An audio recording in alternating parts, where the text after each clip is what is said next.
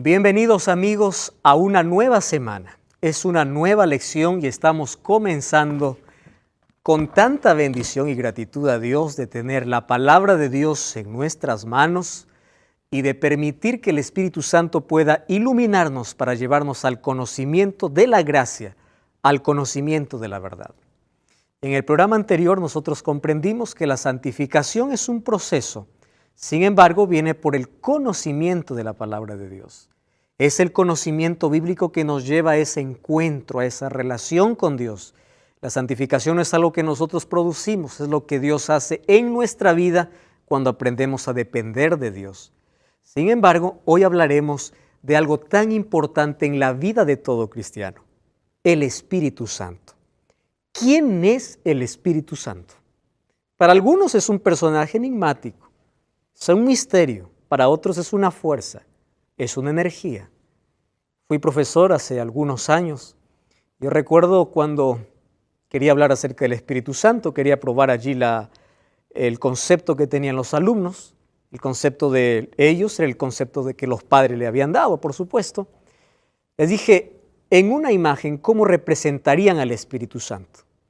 Y hoy coloqué una imagen por el cual más se conoce o se representa o se simboliza el Espíritu Santo. Y todos ellos dibujaron una paloma como símbolo del Espíritu Santo. Y hay algunos que siempre están imaginando, el Espíritu Santo es una paloma, el Espíritu Santo es una fuerza. Ahora, el tema del Espíritu Santo es tan importante porque aparece en el libro de Génesis y va hasta el libro de Apocalipsis. En todo el Antiguo Testamento encontramos en momentos específicos actuando el Espíritu Santo. Génesis 1, 1 y 2, allí dice que en el principio creó Dios los cielos y la tierra estaba desordenada y vacía, y el Espíritu de Dios estaba sobre la faz de las aguas. En el sexto día Dios dice, hagamos al hombre. Cuando dice hagamos, está hablando de que hay otros seres. ¿Quién estaba allí? El Padre, el Hijo y el Espíritu Santo. Cuando Jesús inició su ministerio, lo hizo con el ungimiento del Espíritu Santo. Cuando fue llevado al desierto para ser tentado, fue por el Espíritu Santo y el Espíritu Santo le fortaleció. ¿Quién es entonces el Espíritu Santo? ¿Por qué aparece de vez en cuando en la Biblia, en el Antiguo Testamento? Y en el libro de Apocalipsis es impresionante. Apocalipsis capítulo 1, cuando Juan envía la carta a las iglesias, el ángel le dice envía para las 7 iglesias y dice que allí está involucrado los 7 espíritus de Dios. 7 espíritus de Dios es la representación del Espíritu Santo en el último libro de la Biblia. Entonces, el Espíritu Santo es una doctrina fundamental. ¿Quién es Él? ¿Estamos listos? Muy bien. Vamos a hablar acerca del Espíritu Santo y antes yo quiero mencionar a mis amigos que tenemos un curso súper especial llamado Enseñanzas de Jesús. Este curso tú puedes tenerlo en casa totalmente gratis y solamente solicitas al siguiente número de WhatsApp más 55 12 98 100.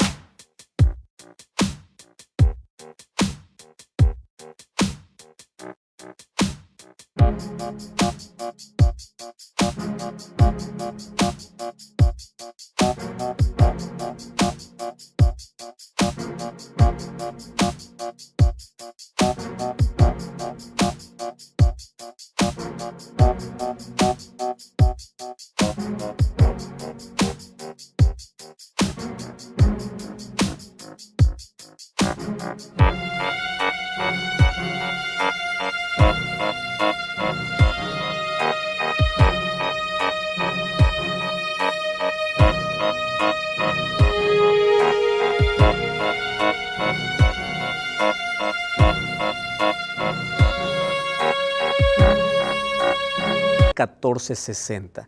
Aquí vas a encontrar todos los temas que hablaremos sobre esta temporada, sobre este tema también. Allí tú puedes encontrar todos los textos y aún detalles que aquí en el programa no se pueden hablar por falta de tiempo. Solicítalo ahora mismo, ya sabe nuestro número de WhatsApp. Escríbenos de qué país eres. Si vives en Sudamérica vas a recibir el curso totalmente gratis de manera física. Si vives fuera de Sudamérica lo vas a recibir de forma digital. Pero anímate y escríbenos. También si estás ahí en Facebook, tú puedes acompañar nuestros programas a través de nuestro Facebook oficial, que es Biblia Fácil. Allí nos encuentras como Biblia Fácil. Visita nuestro blog nuevotiempo.org/Biblia Fácil. Un abrazo para aquellos que están viendo el programa por YouTube, aquellos que están viendo por el Facebook de la TV Nuevo Tiempo y aquellos que están sintonizando el programa por la TV. Grande abrazo para ti. Gracias por acompañarnos. Hoy vamos a hablar sobre este tema tan interesante que es el Espíritu Santo y vamos a ver qué dijo Jesús sobre el Espíritu Santo. ¿Quién es el Espíritu Santo? Primero, ¿cuál fue la promesa que hizo Jesús a sus discípulos? Los discípulos estaban acostumbrados con Jesús durante 3 años, habían caminado con Él, habían sido testigos de todos sus milagros, solo que Jesús, recuerden que cuando vino a este mundo se hizo humano, ¿verdad? Se hizo hombre. Ahora, como hombre, Él no podía estar en todas partes. Si estaba en Belén, no podía estar en Jerusalén o no podía estar en Galilea. Él estaba en una parte, Él estaba limitado por la naturaleza que tuvo cuando vino a esta tierra. Mas Jesús prometió que cuando Él iría, Él enviaría al Espíritu Santo. ¿Cómo es esto? Vamos a ver qué dice Juan capítulo 14, versículo 16 al versículo 17. Saben que esta es una promesa extraordinaria, una de las mayores promesas que Jesús hizo. Allí dice, yo rogaré al Padre y os dará otro consolador. Impresionante. ¿Quién era el primer consolador? Cristo, porque Él vino a revelar el carácter del Padre. Ahora dice, yo les consolé, yo estuve con ustedes, yo les enseñé, hice todo, está bien, mas yo voy a ir.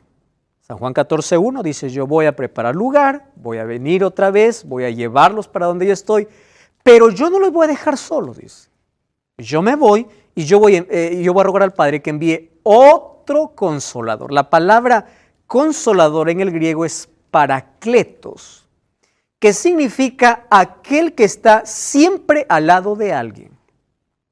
Es decir, un amigo está con nosotros, pero no siempre. Aparece sí en los momentos difíciles, mas parakletos significa quien está junto a.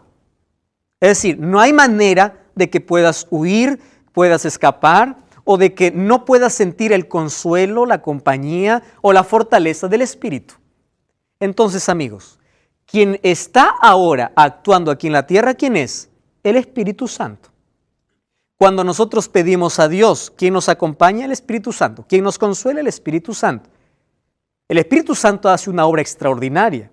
Su obra principal es exaltar la cruz. Por eso es que estuvo siempre desde el nacimiento de Cristo. ¿Cómo fue concebido Cristo por medio de María? A través del Espíritu Santo. Cuando Jesús se bautizó, estuvo el Espíritu Santo. En todo su ministerio acompañó el Espíritu Santo, mas actuando de manera específica. ¿Correcto? Sin embargo, cuando Jesús iría, dice, yo enviaré y ahora sí actuaría en su plenitud. Entonces, ahora es el Espíritu Santo actuando más. Vamos a entender hoy su trabajo, qué cosa es lo que realiza. Vendrá otro consolador para que esté con vosotros para siempre, el Espíritu de verdad, el cual el mundo no puede recibir porque no lo ve ni lo conoce, pero vosotros le conocéis. ¿Por qué? Acá otra cosa que tenemos que fijarnos, ¿no? Porque mora en vosotros, dice. ¿Cómo es esto? El mundo no lo conoce, pero ustedes sí. ¿Cómo? Es que vive, mora con vosotros y estará con vosotros. Miren, 2 cosas importantes. Estará a tu lado para ser tu consolador como parakletos, consolador, pero también estará con y estará en. Wow. Entonces desde aquí vamos a ver quién es el Espíritu Santo. Hablar del Espíritu Santo, ya les dije que Él aparece desde el libro de Génesis hasta el libro de Apocalipsis, está en todo el plan de redención. ¿Quién es entonces? Allí nosotros encontramos una expresión que tenemos que analizar.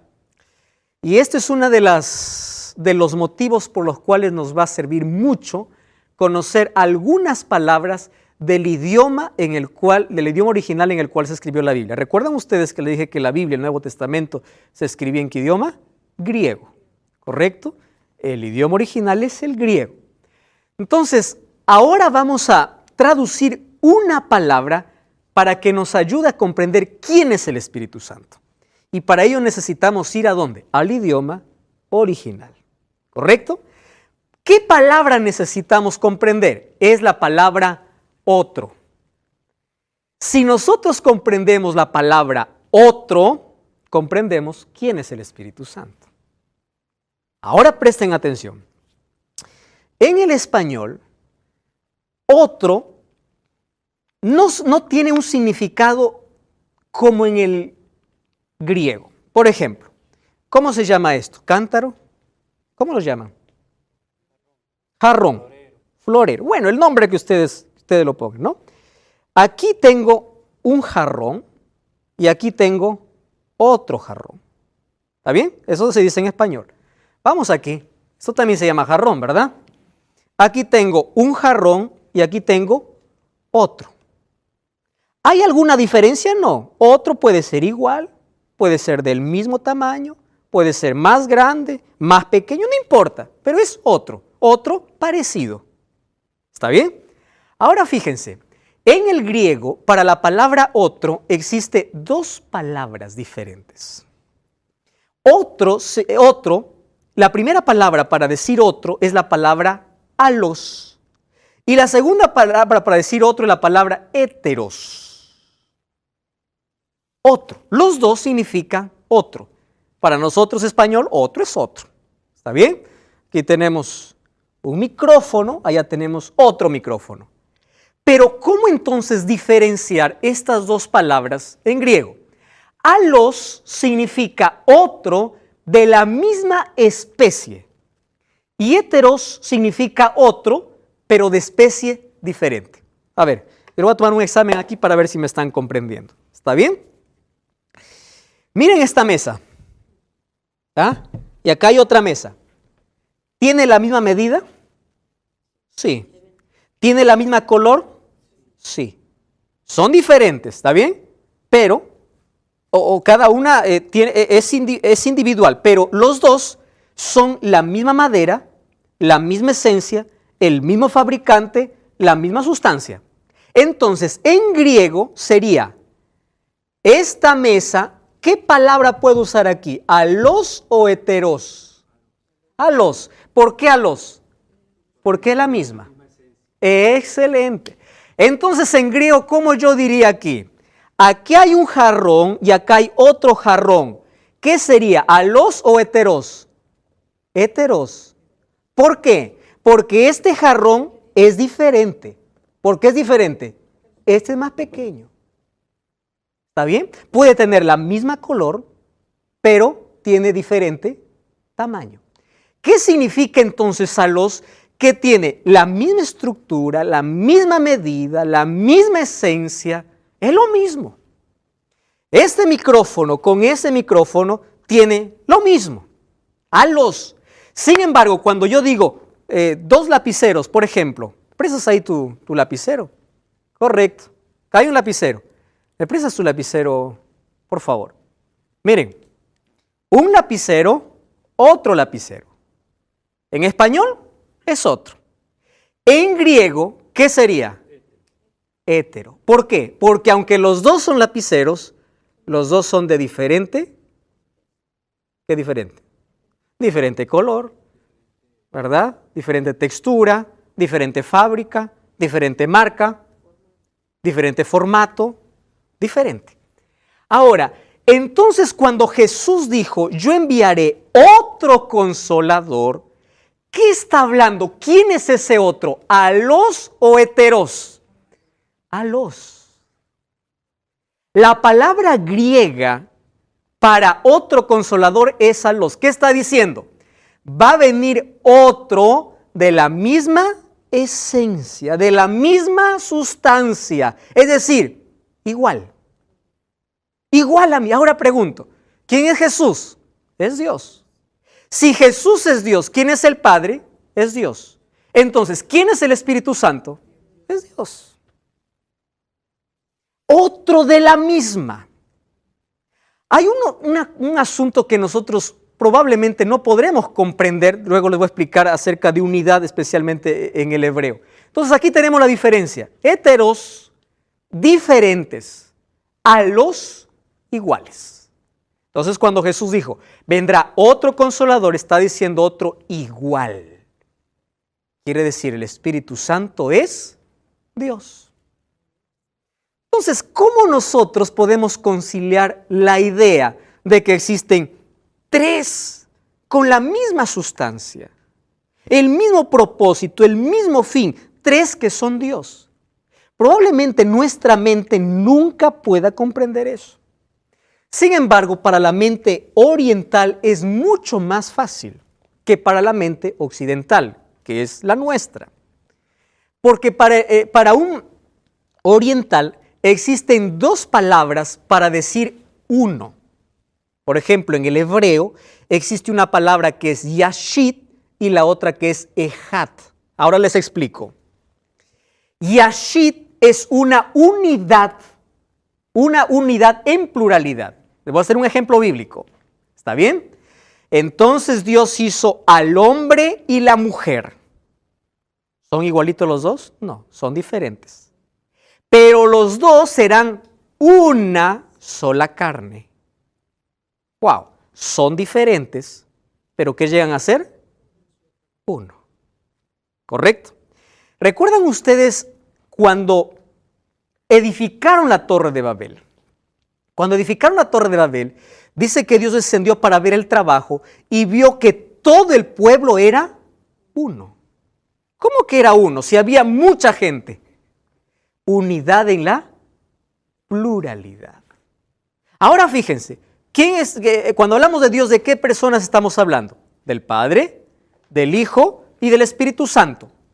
Pero los tres, ¿qué cosas son? Un Dios. Alguien puso un ejemplo, no es un perfecto, pero para poder comprender de manera didáctica. Un huevo. ¿Está bien? Un huevo está compuesto por la cáscara, la yema y la clara. ¿Está bien? Los tres, ¿qué cosa forman? Uno. Es una de las maneras didácticas de comprender. Mas nunca podremos comprender en su plenitud a estas tres personas que son un solo Dios. Ahora entonces, el Espíritu Santo no es una fuerza, no es una energía, es Dios. Y tiene los atributos divinos. Ahora nosotros vamos a conocer. Miren, por ejemplo, ¿cuáles son los atributos de Dios? Dios es omnisciente, es omnipotente, es eterno, es inmutable, es decir, no cambia, es bondadoso, es amor, es omnipresente, es creador. Aquí tenemos todos los textos. Omnisciente, todo lo sabe, omnipotente, todo lo puede, eterno, no tiene comienzo ni fin, etc. Atributos de Dios en toda la Biblia. Cuando vamos al Espíritu Santo, vamos a encontrar, aquí solamente coloqué algunos, que el Espíritu Santo posee los mismos atributos que son para identificar a Dios Padre o a Dios Hijo.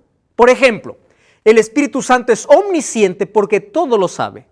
El Espíritu Santo es omnipotente, todo lo puede. Omnipresente, allí David decía en Salmo 139, ¿no? ¿A dónde huiré de tu espíritu? Porque Él es omnipresente. ¿A dónde voy a correr? Ahora, el Espíritu Santo puede ser blasfemado. Recuerden que Jesús dijo, todo pecado será perdonado, mas el pecado contra el Espíritu no será perdonado. ¿Cómo es que cómo que cuando tú blasfemas contra una energía no vas a ser perdonado? Entonces el Espíritu Santo no es una energía. No es solamente una fuerza, o no es una fuerza, es una persona. Miren, vamos a abrir la Biblia. Hechos capítulo 5. Miren, este es un texto clarísimo para hablar del Espíritu Santo como persona. Hechos capítulo 5. Ok. ¿Qué dice allí? El versículo 3. Dice, ¿por qué llenó Satanás tu corazón? Para que mintieras, ¿a quién dice? Al Espíritu Santo. Está hablando cuando Ananías y Zafira trataron de colocar un monto que ellos no habían recibido de parte de una venta, mas ellos dijeron, colocamos todo, mas estaban mintiendo. Y Pedro les dice, ¿por qué Satanás llenó su corazón? Para que mintieras al Espíritu Santo. ¿A quién está mintiendo? Porque el Espíritu Santo ya había descendido. ¿Quién ya se fue? Jesús. Aquí están mintiendo, ¿a quién? Al Espíritu Santo. Y sustrajeras producto de la venta de la heredad, reteniéndola, no te quedaba a ti, y vendida, no estaba en tu poder. ¿Por qué pusiste esto en tu corazón? No has mentido a los hombres, sino ¿a quién dice? A Dios. ¿Quién es el Espíritu Santo? Dios. No existe otro texto más claro. Entonces, aquí dice, has mentido al Espíritu Santo. Y finalmente dice, has mentido a Dios. Correcto. Entonces, el Espíritu Santo es Dios. Ustedes recuerdan allí en la creación, con eso comencé el programa, ¿verdad? ¿Quiénes estaban allí creando? Estaban los tres, el Padre, el Hijo y el Espíritu Santo. En el principio creó Dios los cielos y la tierra. Estaba desordenada y vacía, y el Espíritu estaba sobre las aguas. ¿Y quién es el creador según el libro de Colosenses? Jesús. Ahí estaba entonces el Padre, el Hijo y el Espíritu Santo. Según Juan capítulo 1, versículo 1 y 2, ¿qué cosa dice? En el principio era el Verbo. ¿Para referirse a quién? A Cristo. El Verbo estaba con Dios y el Verbo era Dios. Y por Él fueron hechas todas las cosas. ¿Quién estaba creando? Jesús. Cuando dice, hagamos al hombre, ahí están los tres. Entonces está Dios Padre, Dios Hijo, Dios Espíritu Santo. En el bautismo, ¿recuerdan ustedes cuando Jesús subió del agua? Hubo una voz del cielo que decía, este es mi Hijo amado. ¿Quién estaba hablando? El Padre. ¿Quién estaba siendo bautizado? El Hijo. ¿Y quién descendió en forma de paloma? El Espíritu Santo. Sí, Nancy. ¿Puedes tomar el micrófono, por favor? En esa última escena que está hablando sobre cuando el bautismo de Jesús, ¿sería el único lugar que se menciona donde están presentes los tres actuando? No, hay varios. Están ya en la creación, recuerda, cuando dice hagamos al hombre, cuando está creando el mundo. Ahora, en el Antiguo Testamento, nosotros encontramos varias referencias a Cristo y al Espíritu Santo. Más nuestro tema hoy es el Espíritu Santo. ¿Recuerdas cuando Dios envió a Moisés a construir el santuario? Éxodo capítulo 25. Le da las medidas o la forma como él tiene que construir. El modelo perfecto está en el cielo, mas hizo hacer una miniatura en la tierra. Solo que dice que dio espíritu de sabiduría para que dos puedan construir. ¿Quién era? Bezaleel y Aholiab. Ahí está actuando ¿quién? El Espíritu Santo. Solo que el Espíritu Santo estaba actuando de manera específica, no en su plenitud. Por eso es que Jesús dijo, enviaré al Espíritu. ¿Por qué? Porque cuando Él iba, el Espíritu Santo ahora iba a actuar en su plenitud aquí en la tierra, en su totalidad. Antes estaba actuando de manera específica. En el caso del nacimiento de Jesús, en el caso del bautismo de Jesús, más después, vamos a ver en el Pentecostés, ahora sí aparece el Espíritu Santo ya en su plenitud actuando aquí en la tierra. Cuando Jesús mandó bautizar, Mateo capítulo 28, versículo 18 al 20, ¿qué cosa dice? Por tanto, id y haced discípulos, enseñándoles que guarden todas las cosas y bautizándolos en el nombre del Padre, del Hijo y del Espíritu Santo. Los tres están colocados en el mismo nivel. ¿Por qué los tres? ¿Qué cosas son? Un Dios. ¿Correcto? Ahora, fíjese qué interesante. ¿Cuándo Jesús cumplió la promesa entonces de enviar el Espíritu Santo? ¿Cuándo cumplió esta promesa? Juan capítulo 7, versículo 39. Miren lo que dice. Esto dijo del Espíritu que había de recibir los que creyesen en Él, pues aún no había venido el Espíritu Santo, porque Jesús no había sido aún glorificado. Vamos a entender cómo es esto. Jesús prometió que iba a venir el Espíritu Santo para actuar en su plenitud. Pero cuando Jesús estaba en la tierra, dice que Él todavía no había venido, es decir, para actuar en su plenitud. ¿Por qué? Porque Cristo todavía no había sido glorificado. Ustedes se acuerdan que cuando Jesús resucitó, hubo una mujer que se fue a ver al sepulcro y ésta lloraba porque pensó que habían robado a su maestro. Entonces escuchó una voz que le dice María. María da la vuelta y mira el rostro de Jesús y le dice Raboni o maestro. Jesús le dice, no me toques. ¿Por qué? Porque todavía no he subido al Padre. Más bien anda y diles que ya resucité y tenemos allí un próximo encuentro con todos los discípulos. No me toques. Jesús resucitó y ahora el libro de Mateo capítulo 24 habla de ese momento glorioso.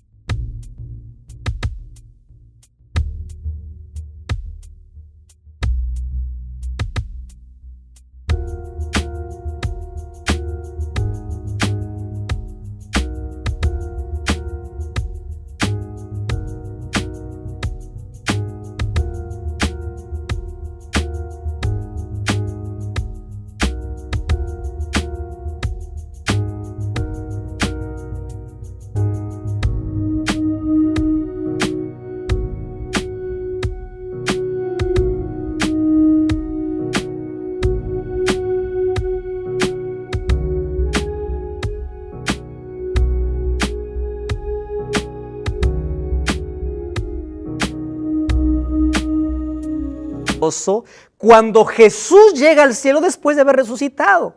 Ahí hace una pregunta en son de poesía y uno dice, ¿quién es el Rey de Gloria? Levantad las puertas, va a entrar el Rey de Gloria. Ese momento glorioso cuando Cristo está entrando. Mas eso no era la glorificación aún. ¿En qué momento se dio la glorificación y cuándo bajó el Espíritu Santo? No cambies el canal, estamos de regreso. Esta es Biblia Fácil.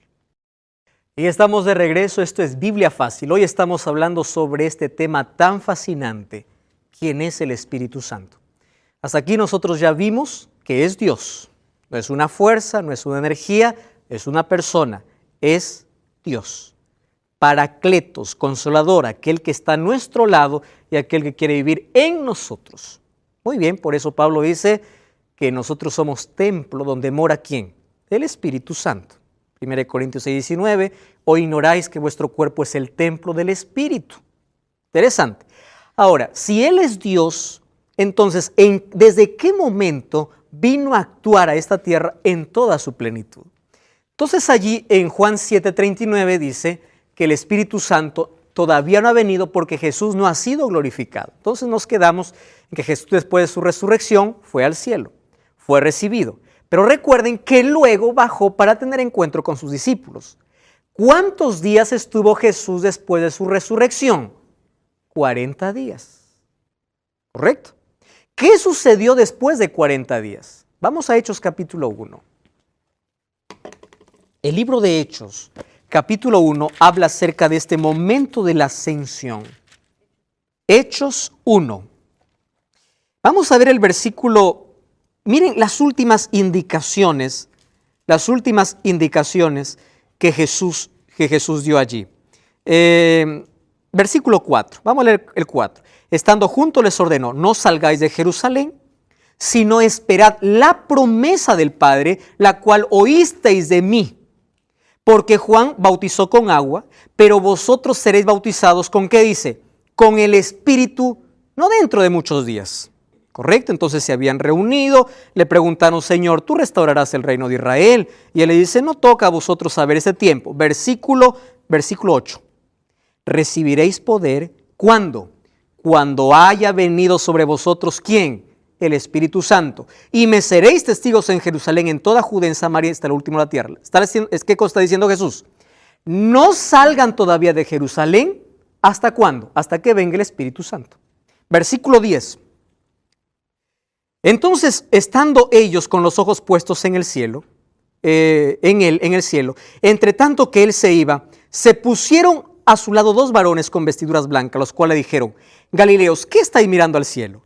Este mismo Jesús que ha sido tomado de vosotros al cielo, así vendrá, de manera personal, de manera visible.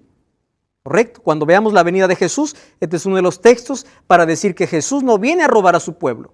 Así como se fue, así vendrá. Jesús no fue de manera espiritual. Jesús no fue invisible. Jesús fue bajo la vista de todos. Ahora, fíjense una cosa. Vamos al capítulo 2 entonces. Capítulo 2, versículo 4.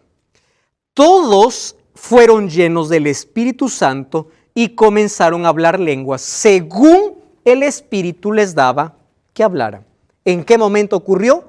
Cuando el Espíritu Santo vino a esta tierra. ¿Y cuándo vino el Espíritu Santo? Cuando Cristo fue glorificado. ¿En qué momento fue la glorificación, Gabriel? Sí, una pregunta que yo estoy viendo acá en Juan 19, para que me expliques. ¿Sí? Cuando Jesús hubo tomado el vinagre, dijo, consumado es, y habiendo inclinado la cabeza, entregó el Espíritu. Está hablando de la muerte de Cristo. ¿Y el entregar el Espíritu? Quiere decir que Él murió. Cuando una persona muere, el Espíritu vuelve a Dios y el cuerpo va a la tierra. Entonces es la muerte, haciendo referencia a la muerte de Cristo. Ahora, fíjense una cosa. ¿Cuándo Jesús fue glorificado? Apocalipsis capítulo 3, hay una escena de adoración en el cielo. 24 ancianos, los seres vivientes. Y allí uno dice, ¿quién puede tomar el rollo? Es una escena de coronación.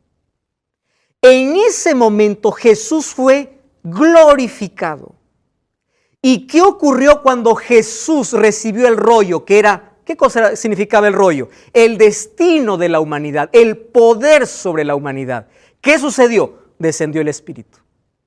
Quiere decir que el Espíritu Santo participó de la glorificación y cuando Jesús se glorificó, descendió. ¿Eso cuándo ocurrió? En el Pentecostés. ¿Qué significa Pentecostés? Pentecostés significa 50 días después de la Pascua. Jesús estuvo 40 días. ¿Cuánto tiempo más demoró? 10 días más. A los 50 días estaban todos reunidos. ¿Y quién descendió? El Espíritu Santo. Cuando el Espíritu Santo descendió es porque en el cielo Cristo había sido glorificado. Eso es una escena linda. Ustedes tienen que leer en casa capítulo 4 y capítulo 5 del libro de Apocalipsis. Ahora, préstenme atención acá, porque este es un tema de mucha confusión por allí. Entonces dice, cuando el Espíritu Santo vino, ¿qué cosa ocurrió? Allí ellos empezaron a hablar otras lenguas. Yo coloqué aquí palabras en diferente color. Hablar otras lenguas. En ningún momento en la Biblia dice lenguas extrañas, sino dice otras lenguas. ¿Correcto? Porque hay algunos que dicen, aquí está hablando que cuando el Espíritu Santo viene, todo el mundo habló lengua extraña. No existe texto en la Biblia donde diga que fueron lenguas extrañas, sino dice otras lenguas. Ahora presten atención acá. Según el Espíritu les daba que hablasen. Vamos a Hechos capítulo 2, versículo 6. Miren lo que dice. Al oír este estruendo se juntó la multitud y estaban confusos, porque cada uno los oía hablar, ¿qué cosa dice? En su propia lengua. ¿Están entendiendo qué significa otras lenguas? Significa otros idiomas. ¿Por qué cuando el Espíritu Santo vino, cada uno empezó a hablar en una lengua diferente? Porque ahí estaban reunidos de 14 países en la Pascua, que no hablaban el griego, ni el arameo. Entonces cuando vino el Espíritu Santo, cada uno empezó a hablar, no lo que se le venía, cada uno empezó a hablar una lengua diferente. Por eso es que la gente dijo, ¿cómo habla en mi lengua? Yo lo estoy entendiendo. Entonces hoy aparece por ahí una extraña enseñanza, diciendo así, aquel que es bautizado por el Espíritu tiene que hablar lenguas. ¿Escucharon ya eso? Y hay gente que se preocupa, dice, bueno, voy a llevar a la onda, voy a hablar cualquier cosa, total, quiero ser ungido por el Espíritu, porque aquel que no habla lengua no es bautizado por el Espíritu. Tremendo error. Cuando la Biblia habla del don de lenguas, no está hablando que yo hablo cualquier cosa extraña. Está hablando que yo hablo un idioma entendible. Voy a hacer un ejemplo. Yo estoy aquí hablando con ustedes, pero vamos, aquí viene alguien que habla alemán y otro habla inglés, ¿correcto? Entonces aquí viene otro pastor y empezamos a hablar. Yo no sé alemán y de pronto yo estoy empiezo a hablar alemán. ¿Por qué? Porque el Espíritu Santo me dé el don para que Él pueda entender el mensaje. No es que yo hablo cualquier barbaridad y digo que es don de lenguas. Lengua aquí significa idioma. Entonces, ¿de dónde vino ese alboroto, ese griterío? Que cuando eres ungido por el Espíritu tienes que hablar lenguas, porque si no, queridos, eso es una enseñanza totalmente lejos de la verdad. Ahora les voy a mostrar. Miren lo que dice el libro de 1 Corintios capítulo 14. Voy a confirmar aquello que estoy diciendo. De paso, Jesús nunca habló lenguas y fue lleno del Espíritu Santo. 1 Corintios capítulo 14, versículo 13. Miren este texto, es extraordinario. 1 Corintios 14, 13. Dice así, versículo 13. Por lo tanto, el que hable en lengua extraña, pida a Dios para interpretarla. ¿Correcto? ¿Qué necesita? Intérprete. Yo no tengo necesidad de venir aquí a hablarles a ustedes en inglés cuando ustedes entienden el español. ¿Cuándo Dios dio este don de lenguas? Por necesidad. Porque Dios cuando da sus dones, lo da para edificación de la iglesia. Y si no edifica, ¿para qué sirve? No sirve para nada. Miren ahora el versículo 19. Miren lo que dice el versículo 19 del capítulo 14 de 1 Corintios. En la iglesia prefiero hablar 5 palabras con mi entendimiento para enseñar a otros que 10,000 palabras cuando nadie me entiende. ¿Correcto? Y yo voy a hablar otra lengua cuando sea necesario, pero que el otro tiene que entenderme. Versículo 27, capítulo 14. Si alguien habla en lengua extraña, que sean 2 o a lo más 3, y por turno dice, no es que hablen todo el mundo una nueva lengua. Y dice, y que uno interprete. ¿Saben qué cosa es lo más triste? Las personas que dicen hablar lengua no saben ni lo que hablan. ¿Qué está diciendo? No sé, me agarró